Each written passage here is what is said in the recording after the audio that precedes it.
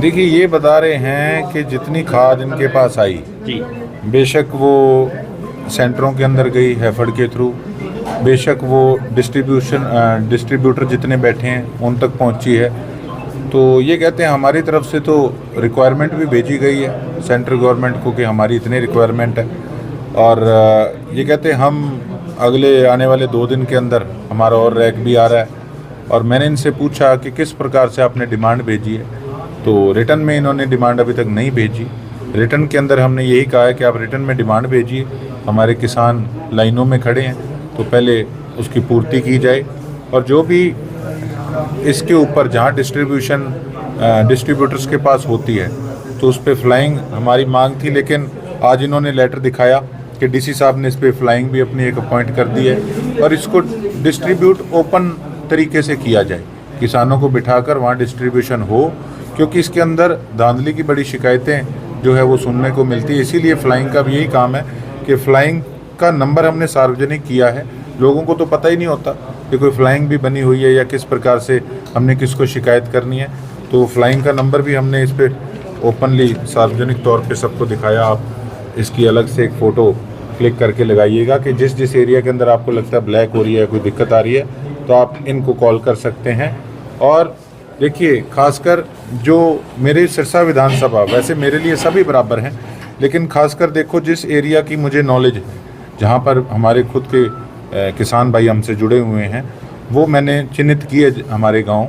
तो वहाँ पर ये जैसे आईडी प्रूफ लेते हैं कि किस किसान को हमने कितने बैग दिए हैं, तो वो हमने इनसे डिटेल मांगी है कि कितनी वहाँ पर खाद के बैग पहुँचे, कितनी एमटी पहुँची और कितनी वहाँ डिस्ट्रीब्यूट हुई, सही ढंग से डिस्ट्रीब्यूट हुई, किसानों तक पहुँची भी है या उसके अंदर कोई धांधली हुई है। इसको हम ग्राउंड पे बात करके किसानों से इसको रीचेक कराएंगे। और उसके साथ साथ जिस सेंटर के अंडर बेशक सिरसा विधानसभा का गांव है या किसी और विधानसभा का गांव जुड़ा हुआ है, उनसे भी किसानों से हम संपर्क करेंगे, बेशक सरपंच से संपर्क करें कि आप बताइए कि ये किसान क्या इतने बैग यहाँ से लेकर गए हुए हैं, तो उसमें चीज़ें जो हैं वो स्पष्ट हो जाएंगी कि कहीं किसी प्रकार की दिक्कत नहीं चल रही।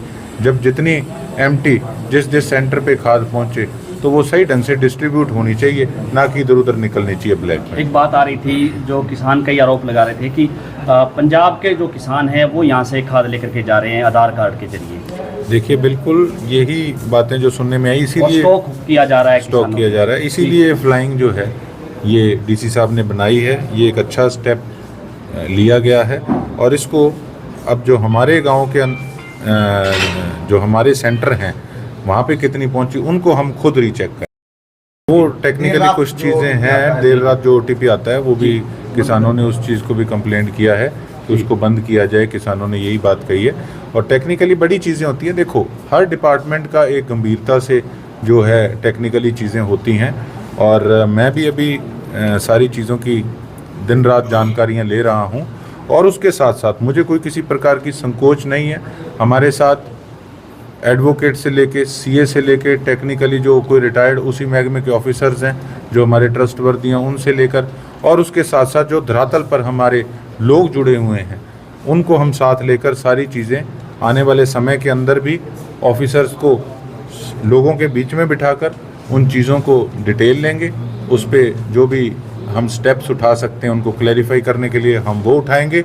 और जिस प्रकार से भी IPC सेक्शन 21 के अंडर ये जो भी पब्लिक सर्वेंट हैं उनकी ड्यूटी बनती है कि वो लोगों का काम करें, उनको सेटिस्फाई करें, और अगर किसी प्रकार की कोई प्रॉब्लम वहाँ पर दिखती है या कोई उनकी गलती दिखती है तो उसकी लोकायुक्त के अंदर मैं चाहता हूँ कि सारी चीज़ें सार्वजनिक होनी चाहिए। मेरा प्रयास है, और हर प्रकार से मैं धरातल पर रह के इसकी चेकिंग भी हम लोग करेंगे और पूरा प्रयास करेंगे कि किसी प्रकार से हमारे किसानों को कोई दिक्कत ना आए। तो फ्लाइंग का नंबर जारी किया वो एरिया के हिसाब से है या ब्लॉक के हिसाब से या हल्के के? ये सारा हल्के के एरिया के हिसाब से जिला का, सिरसा, एलनाबाद, नाथुसरी, चोपटा, रानिया सिरसा का है जी। इसके अंदर क्वालिटी कंट्रोल इंस्पेक्टर सिरसा 9206004100। एक इसके अंदर BAO हैं सिरसा के 9812387025। और इसके साथ साथ इसमें पुलिस ऑफिसर का नंबर कौन नियुक्त हुए हैं? वीडियो साहब कंसर्न्ड एसएचओ, तो कंसर्न्ड एसएचओ जो अपने सिरसा का है, ये कौन सा पड़ेगा? डबल ये डिंग का पड़ेगा, चोपटा का पड़ेगा, या कौन सा पड़ेगा? सिरसा का पड़ेगा, सिरसा में इसमें सदर का पड़ेगा, सदर आ गया। इसमें फिर सदर और डिंग का नंबर 2 फटाफट। छोटा एरिया भी आएगा। इस पे आप जरा नंबर लिख दीजिए पुलिस ऑफिसर का। डिंग चोपटा का अलग है जी नीचे, आप इसमें एक डिंग का और एक सदर का।